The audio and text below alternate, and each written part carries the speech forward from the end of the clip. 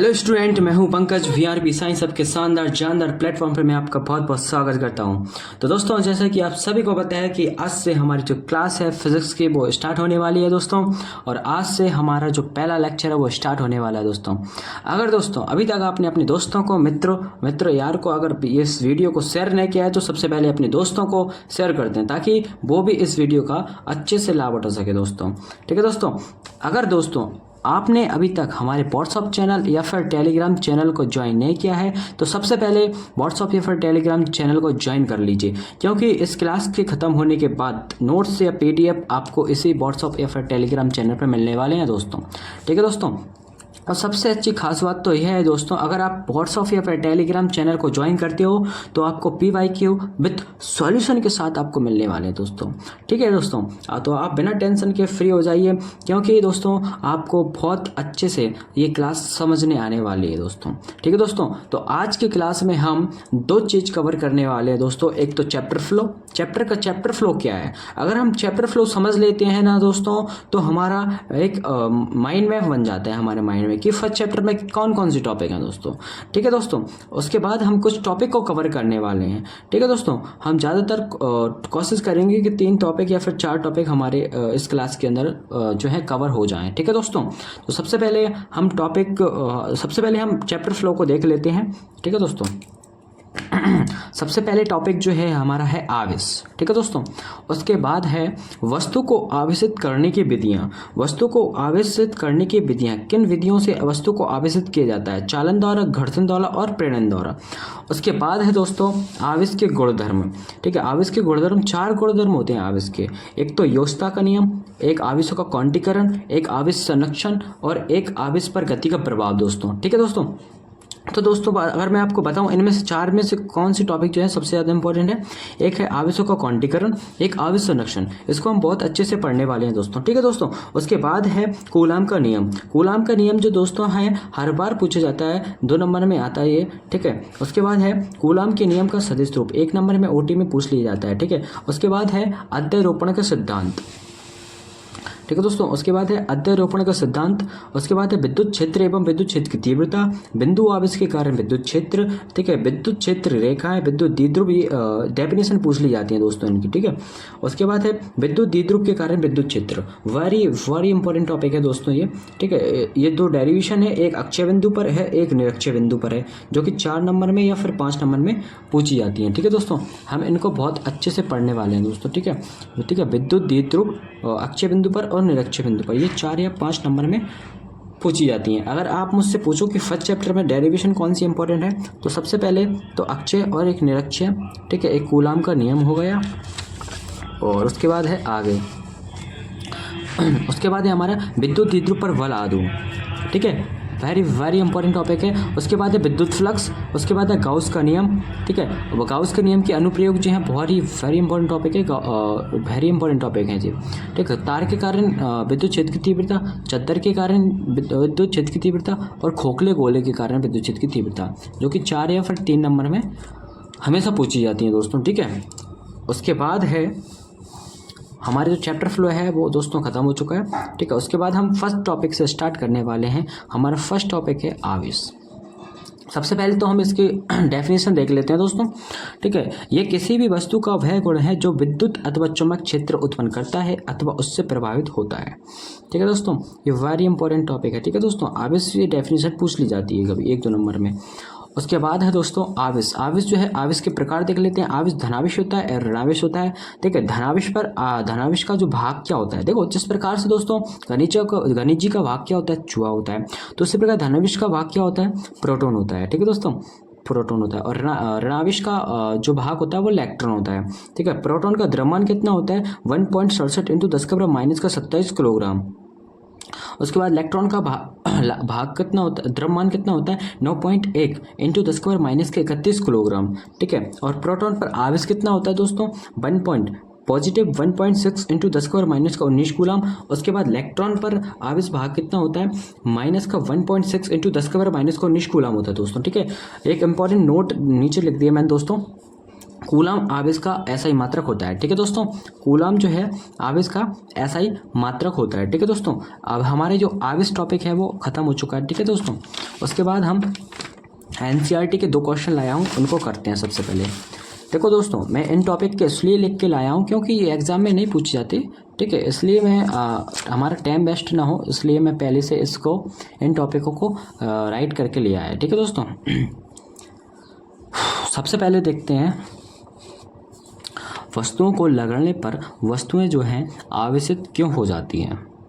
जब वस्तु को रगड़ा जाता है तो वस्तुएं आवेशित क्यों हो जाती हैं दोस्तों। ठीक है, तो देखते हैं, जब 2 वस्तुओं को रगड़ा जाता है तो ऊष्मा उत्पन्न होती है। ठीक है, यह ऊष्मा पदार्थ के इलेक्ट्रॉन द्वारा अवशोषित कर ली जाती है। ठीक है, जिससे यह इलेक्ट्रॉन एक वस्तु से दूसरी वस्तु में स्थानांतरित हो जाती है। ठीक है दोस्तों, उसके बाद हम सेकंड क्वेश्चन की बात करते हैं। दोस्तों ये NCERT के क्वेश्चन है। ठीक है, क्या आवेशित वस्तुओं के द्रव्यमान में परिवर्तन होता है, तो हम लिखेंगे हाँ, अनिवार्य वस्तुओं का द्रव्यमान परिवर्तित होता है, लेकिन केवल तब जब वस्तु में पदार्थ जोड़ा या घटाया जाता है। ठीक है दोस्तों, ये दोनों क्वेश्चन जो है हमारे कंप्लीट हो चुके हैं दोस्तों। उसके बाद हम सेकंड टॉपिक की बात करते हैं दोस्तों, वस्तु को आवेशित करने की विधियाँ। ठीक है दोस्तों, मैं इन टॉपिक को राइट करके लाया हूँ। ठीक है दोस्तों, ये हमारे एग्जाम के लिए इंपॉर्टेंट नहीं है। ठीक है दोस्तों, आगे टॉपिक जो आएंगे मैं उनमें से बताऊंगा कि कौन सा टॉपिक सबसे ज़्यादा एग्जाम के लिए इंपॉर्टेंट है। घर्षण द्वारा, चालन द्वारा और प्रेरण द्वारा। घर्षण द्वारा देखते हैं सबसे पहले दोस्तों, जब किसी वस्तु की दूसरी वस्तु से रगड़ा जाता है तो हमारे द्वारा किया गया कार्य ऊष्मा में परिवर्तित हो जाता है, जिसके कारण इलेक्ट्रॉन एक वस्तु से निकलता है एवं दूसरी वस्तु में चले जाते हैं। जिस वस्तु से इलेक्ट्रॉन निकलते हैं वह धनावेशित, ठीक है, एवं जिस वस्तु में इलेक्ट्रॉन चले जाते हैं ऋणावेश हो जाता है। ठीक है दोस्तों, उसके बाद है चालन द्वारा। जब किसी आवेशित वस्तु की किसी अनावेशित वस्तु के संपर्क में लाया जाता है तो आवेशों का पुनः वितरण होता है एवं तब तक होता रहता है जब तक दोनों वस्तुओं में समान आवेश न आ जाए। ठीक है दोस्तों, चालन द्वारा हो गया। उसके बाद हम देखते हैं प्रेरण द्वारा। जब किसी आवेशित वस्तु को अनावेशित वस्तु के निकट लाया जाता है तो अनावेशित वस्तु के निकट वाली सतह पर विपरीत आवेश एवं दूर वाली सतह पर आवेश आ जाते हैं। इस परिघटना को हम विद्युत प्रेरण कहते हैं। ठीक है दोस्तों, ये हमारा टॉपिक जो सेकंड है वो खत्म हो चुका है। उसके बाद हम थर्ड टॉपिक की बात करते हैं दोस्तों। ठीक है, इनको भी मैं राइट करके लाया हूँ। ठीक है दोस्तों, उसके बाद हम प्रश्न देखते हैं जोस्ता का नियम। सेकंड है आवेशों की वस्तु की गति से स्वतंत्रता। उसके बाद है आवेश संरक्षण और दोस्तों उसके बाद है आवेशों का क्वांटीकरण। अगर आप पूछो इनमें से कौन सा टॉपिक इंपॉर्टेंट है तो इनमें से सबसे पहले है एक आवेश संरक्षण हम पढ़ने वाले हैं। उसके बाद है एक आवेशों का क्वांटीकरण। ठीक है दोस्तों, ये टॉपिक हैं पूछ लिए जाते हैं, ये सबसे ज़्यादा दोनों इंपॉर्टेंट है। ठीक है दोस्तों, उसके बाद हम देखते हैं सबसे पहले हम देखते हैं दोस्तों योस्ता का नियम। ठीक है दोस्तों, मैं इनको राइट करके लाया हूँ। ठीक है दोस्तों, योस्ता का नियम देखते हैं। किसी भी निकाय पर उपस्थित कुल आवेश का मान सभी आवेशों के बीजगणित योग के बराबर होता है। ठीक है दोस्तों, उसके बाद है आवेशों की वस्तु की गति से स्वतंत्रता। इसको देखते हैं, आवेश का मान भिन्न 2 स्थानों पर भी समान रहता है। आवेश का मान वस्तु की चाल से भी स्वतंत्र हो जाता है। समझ में आया दोस्तों? फिर से देखते हैं, आवेश का मान भिन्न 2 स्थानों पर भी समान रहता है। आवेश का मान वस्तु की चाल से भी स्वतंत्र होता है। अर्थात किसी वस्तु पर विद्युत आवेशियों का मान सभी दशाओं में समान रहता है, चाहे वस्तु विराम अवस्था में हो या फिर गतिशील अवस्था में हो। ठीक है, क्यों विराम बराबर होता है क्यों गति। ठीक है दोस्तों, उसके बाद हम देखते हैं आवेशों का संरक्षण नियम। ठीक है, ये इंपॉर्टेंट टॉपिक है। ठीक है दोस्तों, उसके बाद आवेश के इस गुणधर्म के अनुसार आवेश को ना तो उत्पन्न किया जा सकता है और ना ही नष्ट किया जा सकता है। फिर से देखो, आवेश के इस गुण धर्म के अनुसार आवेश को ना तो नष्ट किया जा सकता है दोस्तों और ना ही उत्पन्न किया जा सकता है और ना ही नष्ट किया जा सकता है। ठीक है दोस्तों, उसके बाद देखते हैं आवेशों का क्वांटीकरण। किसी भी आवेशित वस्तु पर आवेश सदैव विद्युत आवेश 1.6 इंटू 10⁻⁻19 कूलाम का पूर्ण गुणज होता है। इसलिए किसी वस्तु पर आवेश Q बराबर प्लस माइनस एन ई, जहाँ एन एक जो है पूर्णांक है और ए एक इलेक्ट्रॉन पर आवेश है। यहाँ ए बराबर होता है 1.6 इंटू 10⁻⁻19 कूलाम। दोस्तों ये आवेशों का क्वांटीकरण है। ठीक है दोस्तों, ये इंपॉर्टेंट टॉपिक है, अच्छे से आप पढ़ लीजिएगा बाद में। ठीक है दोस्तों, अब ये टॉपिक जो है हमारा ख़त्म हो चुका है। उसके बाद हम देखते हैं कूलाम का नियम। मोस्ट इम्पॉर्टेंट टॉपिक है दोस्तों। ठीक है, कूलाम का नियम।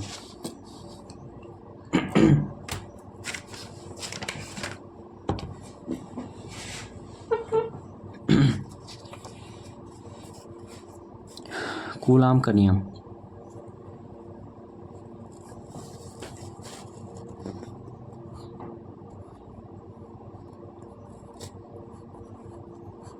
कूलाम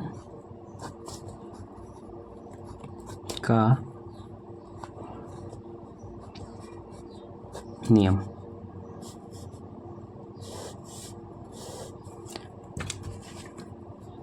मोस्ट इम्पॉर्टेंट टॉपिक है दोस्तों। ठीक है, आप बहुत अच्छे से कर लेना इस टॉपिक को। सबसे पहले तो दोस्तों हम इसकी डेफिनेशन देखते हैं। तो इस नियम के अनुसार इस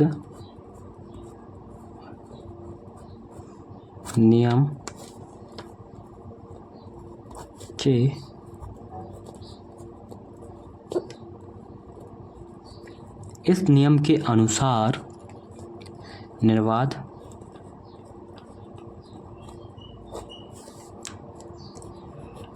निर्वात में स्थित, ठीक है, निर्वात में स्थित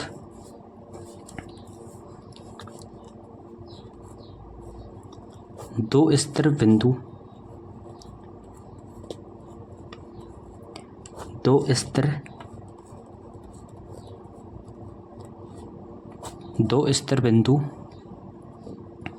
आवेश, दो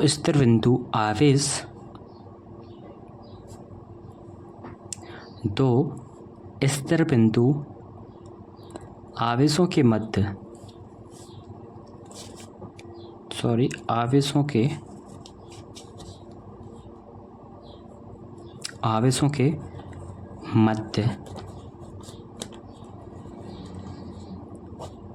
आवेशों के मध्य लगने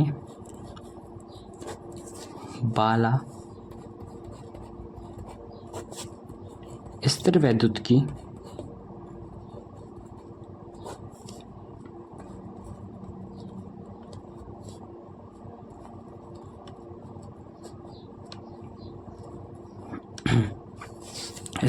की बल उन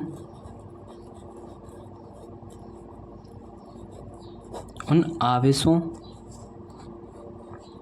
के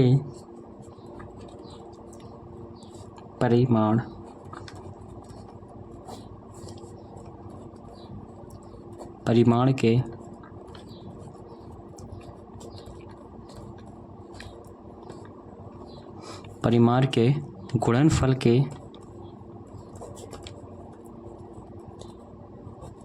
सीधे समानुपाती होता है।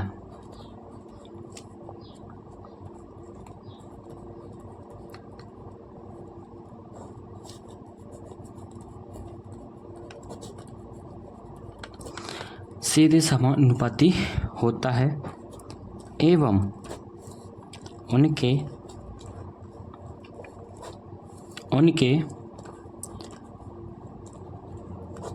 मध्य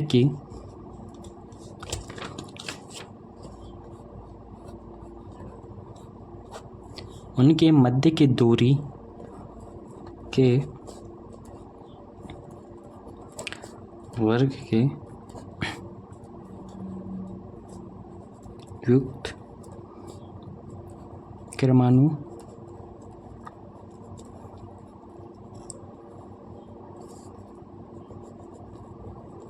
विभक्त क्रमानुपाती होता है।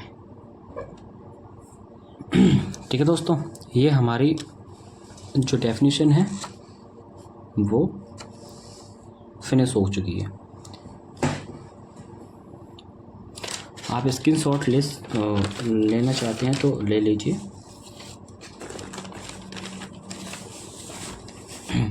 ठीक है दोस्तों, ले लिया। अब हम देखते हैं आगे।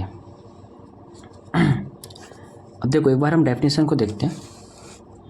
इस नियम के अनुसार निर्वात में स्थित दो स्थिर बिंदु, हम इसमें दो स्थिर बिंदु लेंगे दोस्तों। ठीक है, दो बिंदु लेंगे। आवेशों के मध्य लगने वाला स्थिर विद्युत की बल क्या है? स्थिर विद्युत की बल उन आवेशों के परिणाम के गुणनफल के सीधे समानुपाती होता है। ठीक है दोस्तों, पहले तो हम दो बिंदु लेते हैं। ठीक है दोस्तों, एक बिंदु ये ले लिया, एक बिंदु ये ले लिया। ठीक है दोस्तों, इनकी दूरी, इसको हम मान लेते हैं, इसकी दूरी मान लो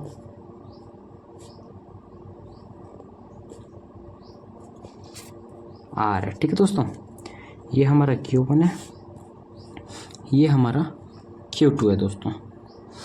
ठीक है दोस्तों, तो जो F जो है हमारा समानुपाती है Q1 और Q2 के, समीकरण नंबर 1। ठीक है दोस्तों, उसके बाद F समानुपाती होगा 1/r के स्क्वायर के, समीकरण नंबर 2। अब हम देखेंगे समीकरण नंबर फर्स्ट और सेकंड से। समीकरण नंबर 1 व 2 से F समानुपाती हो जाएगा Q1 Q2 बटे में R का स्क्वायर। जब ये तो सभी को पता है दोस्तों, जब हमारा समानुपाती चिन्ह हटता है तो हमारे यहाँ पे कांस्टेंट मतलब K आ जाता है। Q1 Q2 बटे में हो जाएगा हमारा R का स्क्वायर दोस्तों। ये हमारा कूलम का नियम है। अगर मैं बता दूं दोस्तों, K जो है जहाँ समानुपाती है, समानुपाती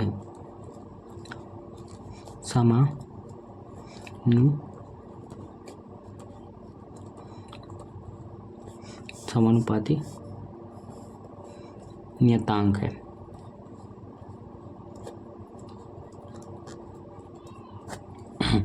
समानुपाती नियतांक है। ठीक है दोस्तों, और जहाँ K का जो मान होता है वो हमारा 9 × 10⁻⁹ न्यूटन मीटर का स्क्वायर प्रति कूलम होता है। ठीक है दोस्तों, ये याद रखना, ओटी में पूछा जाता है। ठीक है दोस्तों, और एक और जो है हमारा K का मान होता है 1/4πε0। ठीक है, जहाँ म्यू नॉट जो है हमारी निर्वात की चुंबकशीलता, विद्युतशीलता है। ठीक है दोस्तों, निर्वात के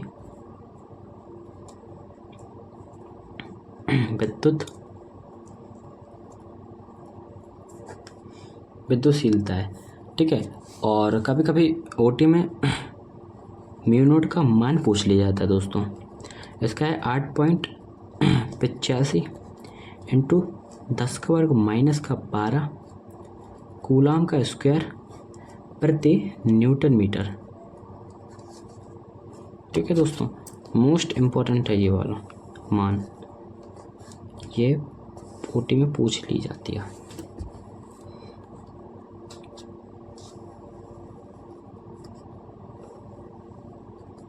ठीक है, मैंने इनको अंडरलाइन कर दी जिससे कि आपको अच्छे से समझ में आ सके दोस्तों। ठीक है, उसके बाद है दोस्तों नेक्स्ट टॉपिक की अगर मैं बात करूं दोस्तों, वैसे नेक्स्ट टॉपिक जो है इम्पॉर्टेंट तो नहीं है, लेकिन मैं आपको बता देता हूं, सिर्फ एक नंबर में पूछा जाता है, मैं आपको डिटेल में नहीं बताऊंगा दोस्तों।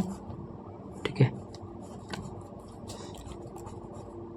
कूलम के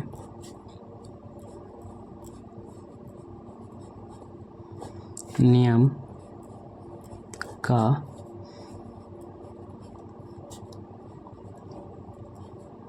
सदिश